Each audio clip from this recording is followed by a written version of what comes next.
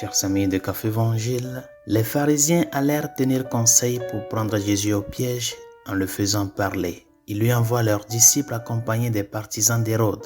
Maître, lui disent-ils, nous le savons, tu es toujours vrai et tu enseignes le chemin de Dieu en vérité. Tu ne te laisses influencer par personne, car ce n'est pas selon l'apparence que tu considères les gens. Alors, donne-nous ton avis. Est-il permis ou non de payer l'impôt à César, l'empereur? Chers amis, on dit que l'ennemi de mon ennemi est mon ami.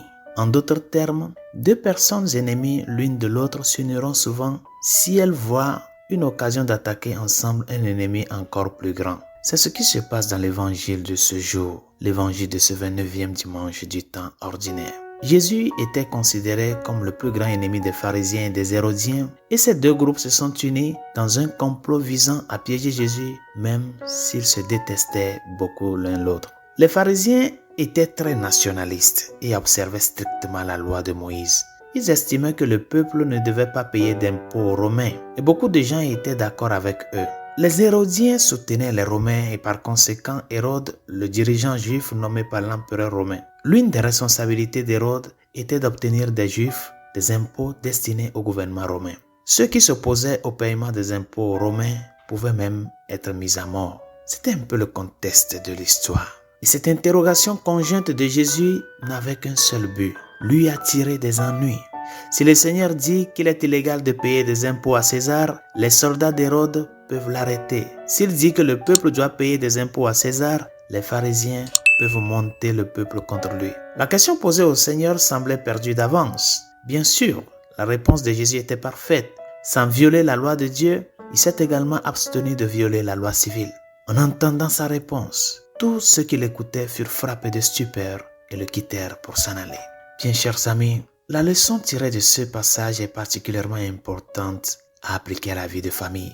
Il est très fréquent que des conflits surgissent de temps à autre entre des personnes proches les unes des autres.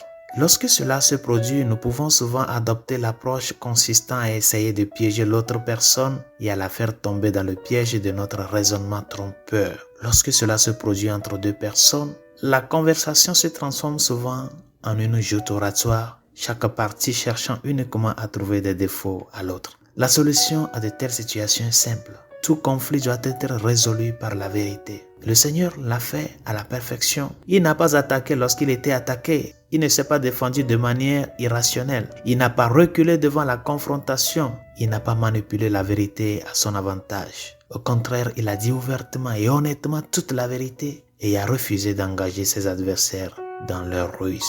Résolution de ce jour. Donne à César ce qui est à César et à Dieu ce qui est à Dieu. Qu'est-ce qui est à Dieu dans ta vie? La vérité, la sincérité, la justice, c'est ce qu'il faut donner à Dieu. Mais tu le donnes à Dieu à travers tes actes, à travers ta vie, à travers cette conformité entre la foi que tu professes et la vie que tu mènes. Lutte à ce que dans ta famille, quand il y a un problème, que tout se traite sur la vérité. Ne cherche pas à faire sortir les vieilles disputes, les vieilles rancunes pour attaquer l'autre. Sois véridique et sincère. Et dans cette vérité et sincérité, défends la justice et l'amour au prochain. Bon dimanche, Dieu vous bénisse.